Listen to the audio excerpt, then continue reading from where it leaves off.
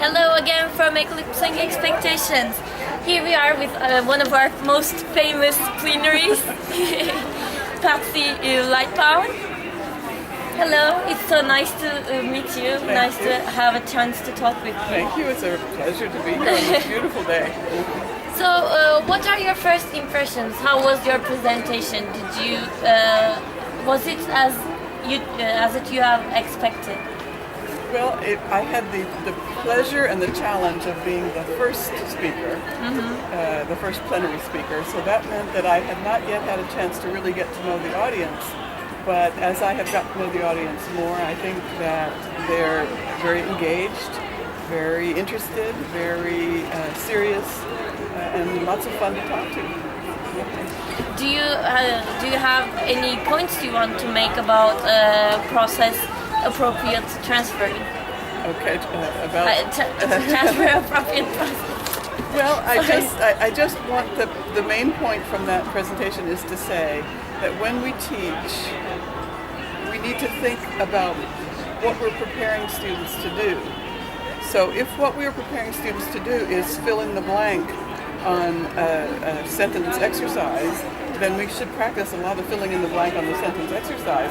But if what we want students to be able to do is speak fluently and interact in a conversation, then we need to give them practice in interacting in a conversation.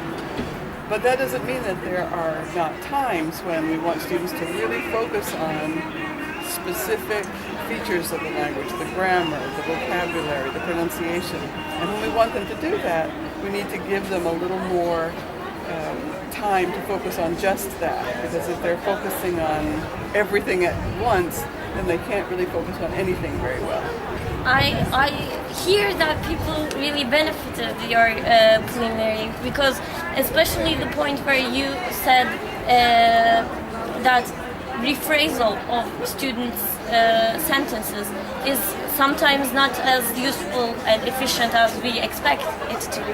Yes, it's certainly a typical way that teachers like to give the students corrective feedback, but sometimes the students don't understand what the teacher is trying to accomplish. So if the teacher's goal really is to tell the student, you've made an error, here's the right way to say it, sometimes it's better to just say that instead of, if you will, pretending to just have a conversation. It's maybe better and clearer for the student if the teacher says, this is what you said, this is what you were trying to say, and then go on with the conversation. What did you think about Miss Bailey's plenary? I loved it. She referred to your plenary. I enjoyed it very well. much. She focused very much on what the student-teacher interaction in the conversation in the dialogue journals, and how teachers and students can learn from each other in conversation. I thought that was What do you think about this dialogue journal assignments? Are they useful according to you? Oh, I'm certain that they're useful, and they can be useful in many different ways, and I think the focus of her presentation was on how it helps the students and teachers learn from each other. Not so much about language, although that inevitably is part of the activity when students practice their writing and practice their conversation. But they also learn about each other as people and learn about each other's cultures. It's a very nice idea. She also said that learning is about risk-taking, as said by Gizem Pilavcı.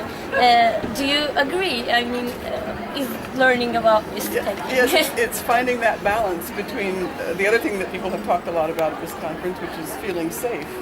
So in order to take risks, you have to have a certain amount of confidence and safety before you're willing to push a little bit harder. So yes, it's a balance of taking risks and feeling safe.